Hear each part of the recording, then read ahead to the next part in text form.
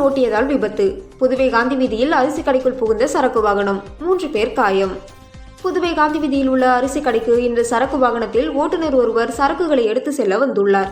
அவருடன் சரக்குகளை வாகனத்தில் ஏற்றி வைக்க 17 வயதுள்ள சிறுவன் ஒருவரும் உடன் வந்துள்ளார்.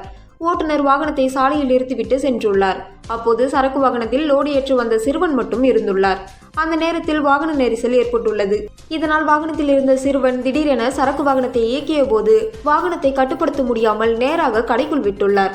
இதில் கடையின் வெளியே இருசக்கர வாகனத்தை எடுத்துக்கொண்டிருந்த முனுசாமி என்பவரது காலில் வாகனம் ஏறியது. அவருக்கு காலில் காயம் ஏற்பட்டது. மேலும் சாலையில் நடந்து சென்று கொண்டிருந்த ராஜேந்திரன் என்பவரும் இதில் காயமடைந்துள்ளார்.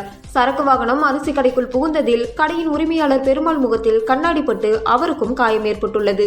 உடனே அக்கம் பக்கத்தினர் காயமடைந்தவர்களை மீட்டு சிகிச்சைக்காக புதுவை அரசு மருத்துவமனைக்கு அனுப்பி வைத்தனர். தகவல் அறிந்து சம்பவ இடத்திற்கு வந்த கிழக்கு போக்குவரத்து போலீசார் வாகனத்தை மீட்கும் பணியில் இறங்கினர். பின்னர் இச்சம்பவம் குறித்து கடையின் உரிமையாளர் கிழக்கு போக்குவரத்து காவல் நிலையத்தில் புகார் அளித்துள்ளார். அதன் பேரில் ஆய்வாளர் நாகராஜன், உதவி ஆய்வாளர் குமார் மற்றும் போலீசார் வழக்கு பதிவு செய்து வாகனத்தை இயக்கிய சிறுவனிடம் விசாரணை நடத்தி வருகின்றனர்.